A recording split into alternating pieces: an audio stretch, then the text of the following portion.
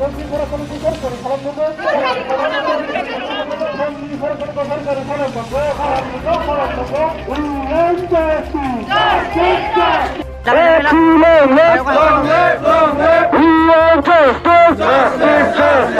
जी हमारी मांगे पूरी करो, मोदी जी हमारी मांगे पूरी करो।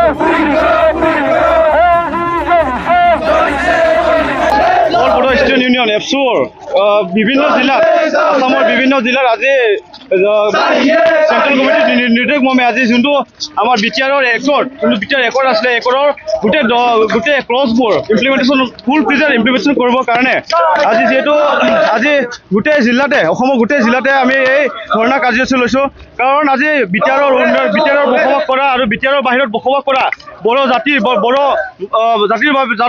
যোনটো উন্নয়নৰ বাবে আমি একৰ্ড কৰিছিলে শান্তি চুক্তি যোনটো এগ্ৰিমেণ্ট কৰিছিলে এই এগ্ৰিমেণ্ট মতে আজি আমাৰ বিটিআৰৰ বাহিৰত বা বিটিআৰৰ লগতে আজি কোনো এটা ৰূপায়ণ কৰা নাই। তো আমি আমাৰ দাবী এফচুৰ লগতে আমি ধেমাজি জিলা সংযুক্ত বড়ো গণমঞ্চ চমুকৈ UBP হৈ আমি এই কাৰ্যসূচী আমি অংশগ্ৰহণ কৰিছোঁ। আমি আমাৰ দাবী এটাই যে আমাৰ বিটিআৰৰ যোনটো বিটিআৰ পিচ একৰ্ড 2020 চনত বিটিআৰ পিচ একৰ্ড হৈছিলে এই পিচ একৰ্ডৰ গোটেই ক্লজবোৰ ইমপ্লিমেণ্টেশ্যন হ'ব লাগে আৰু আমাৰ বিটিআৰৰ যোনটো বিশ্বনাথ আৰু শোণিতপুৰৰ বড়ো গাঁওসমূহ আজিলৈকে গোটেই গাঁওসমূহ সোমোৱা নাই এই গাঁওসমূহ সোমাব লাগে আৰু বিটিআৰৰ বাহিৰত লগতে বিটিআৰৰ যিমানখিনি ভেঞ্চাৰ স্কুল আছে LP UP কলেজ যিমানবোৰ মানে আমাৰ ভেঞ্চাৰ স্কুল আছে সেইবোৰ সোনকালে যাতে প্ৰভিঞ্চিয়েলাইজ কৰে আৰু লগতে আমাৰ বিটিআৰ চুক্তিৰ দ্বাৰা যোনটো আমি বড়ো কছাৰী ৱেলফেয়াৰ অট'নমাছ এটা আমি প্ৰাপ্য আমি পাইছিলোঁ। তো বড়ো কছাৰী ৱেলফেয়াৰ অট'নমাছটো আজিলৈকে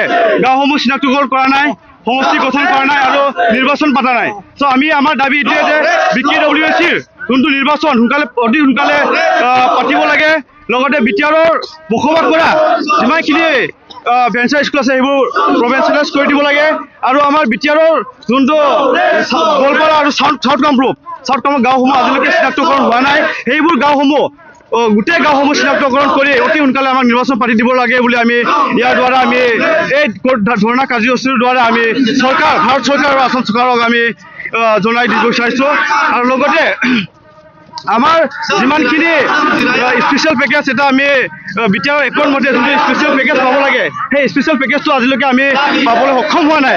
তো আমি বিটিআৰৰ বাহিৰত বসবাস কৰা যিমানখিনি বড়ো লোক আছে সেই বড়ো লোকৰ কাৰণে উন্নয়নৰ বাবে বিভিন্ন ক্ষেত্ৰত উন্নয়নৰ বাবে আমি সেই যোনটো স্পেচিয়েল পেকেজ 1500 কোটি টকা যোনটো স্পেচিয়েল পেকেজ আছে 1500 কোটি টকা স্পেচিয়েল পেকেজটো অতি সোনকালে আমাক প্ৰদান কৰি দিব লাগে যাতে বিটিআৰৰ বাহিৰৰ আৰু বিটিআৰৰ লগত বসবাস কৰা বড়ো ৰাইজে চবফালে উন্নতি হয়।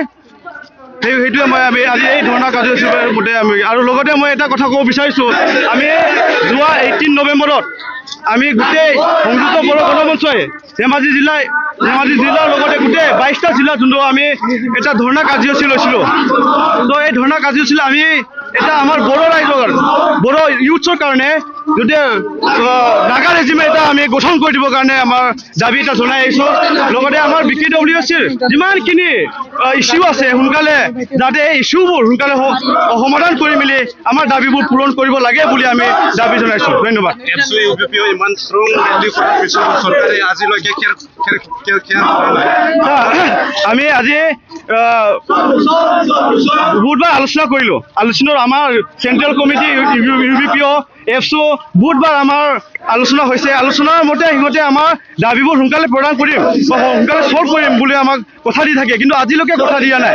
আমি বিটিআৰৰ বাহিৰত যিমানখিনি বা বিটিআৰত যিমানখিনি সংগঠন আছে বড়ো সংগঠন UBPO এফচু XBLT NDFB আমাৰ বড়ো সাহিত্য সভা লগতে all Bodo women's welfare federation লগতে গোটেই চাইণ্ডাৰ NDFB সেই গোটেইখিনি আমি সামৰি মেলি আমি একেলগে আজিলৈকে কাম কৰি আহিছোঁ। আমি একেলগে কাম কৰি আছোঁ আৰু আলোচনা কৰি আছোঁ আমি, কিন্তু ইমানখিনি আমাৰ দাবীবোৰ ইমানখিনি আমি দাবী উঠাৰ পাছতো দাবী আমি উত্থাপন কৰিছোঁ। সেই দাবীবোৰ উত্থাপন কৰাৰ পাছতো সিহঁতে যে আমাৰ ডিচিশ্যনবোৰ বহুত লাইটলি লৈছে সেই লাইটলি লোৱাৰ কাৰণটো আমি আজিলৈকে ধৰিব পৰা নাই কেলৈ যে আমাৰ দাবীবোৰ ইমানখিনি লাইটলি লৈছে। এতিয়া আমি কওঁ যে আমি বড়ো জাতি চিধা বড়ো মানুহ আমি সদায় আমাৰ দাবীবোৰ আমি শান্তিপূৰ্বকভাৱে নন ভাইলেন্স আমি শান্তিপূৰ্বকভাৱে আমি সদায় দাবী উত্থাপন কৰি আহিছোঁ। কিন্তু অন্যথা আমাৰ দাবীবোৰ যদি ইহঁতে পিছুৱাই গৈ থাকে পিছুৱাই থৈ থাকে কিন্তু আমি অনাগত দিনত আমি ইয়াতকৈ তীব্ৰ আন্দোলন কৰিবলৈ বাধ্য হ'ম বুলি মই এই প্ৰচাৰ আজি কাৰ্যসূচীৰ যোগেদি মই জনাবলৈ বিচাৰিছোঁ।